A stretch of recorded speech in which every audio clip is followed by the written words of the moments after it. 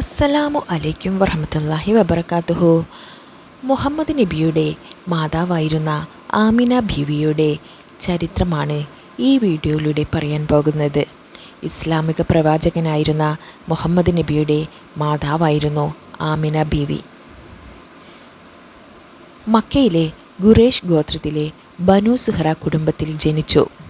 ഈ ഖുറൈശ് വംശപരമ്പര എത്തിച്ചേരുന്നത് പ്രവാചകൻ ഇസ്മായിൽ നബിയിലൂടെ ഇബ്രാഹിം നബിയിലേക്കാണ്.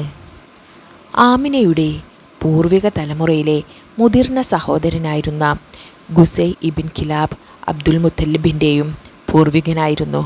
പ്രവാചകൻ മുഹമ്മദ് നബിയുടെ വലിയുപ്പയായിരുന്നു അബ്ദുൽ മുത്തലിബ്. കഅബയുടെ ആദ്യകാലത്തെ സംരക്ഷകനായിരുന്നു ഖുസൈ ഇബിൻ കിലാബ്. ആമിന ബീവിക്ക് 17 വയസ്സ് പ്രായമുള്ളപ്പോഴാണ് അവർ അബ്ദുൽ മുത്തലിബിൻ്റെ മകനായ അബ്ദുള്ള ബിൻ അബ്ദുൽ മുത്തലിബിനെ വിവാഹം കഴിക്കുന്നത്. വളരെ സുന്ദരനായിരുന്ന അബ്ദുള്ളയെ വിവാഹം ചെയ്യാൻ അക്കാലത്ത് നിരവധി സ്ത്രീകൾ സമീപിച്ചിരുന്നെങ്കിലും ആമിനയെയായിരുന്നു അബ്ദുള്ള വിവാഹം ചെയ്തത്. അബ്ദുള്ളയുടെ പിതാവായിരുന്ന അബ്ദുൽ മുത്തലിബ് ആയിരുന്നു അക്കാലത്തെ കഅബയുടെ പരിപാലന ചുമതല നിർവഹിച്ചു പോന്നിരുന്നത്. അവരുടെ വിവാഹശേഷം അബ്ദുള്ള ഷാമിലേക്ക് കച്ചവട ആവശ്യാർത്ഥം പോയി. ഇന്നത്തെ സിറിയയായിരുന്നു അന്നത്തെ ഷാം. ഈ സമയം ഗർഭിണിയായിരുന്നു ആമിന. ഇതിനിടെ മക്കയിലേക്ക് മടങ്ങുന്നതിനിടയിൽ യസ്രിബിൽ വെച്ച് രോഗം വന്ന് അബ്ദുള്ള മരണപ്പെട്ടു.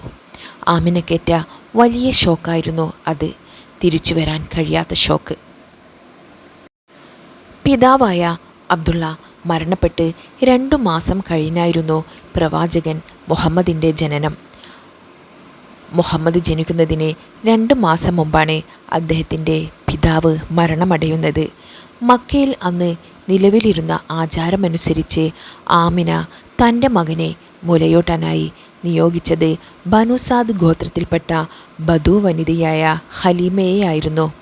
മുഹമ്മദിന് 2 വയസ്സ് പ്രായമായപ്പോൾ ആമിനയിലേക്ക് തന്നെ തിരിച്ചു കൊണ്ടുപോയി കൊടുത്തു.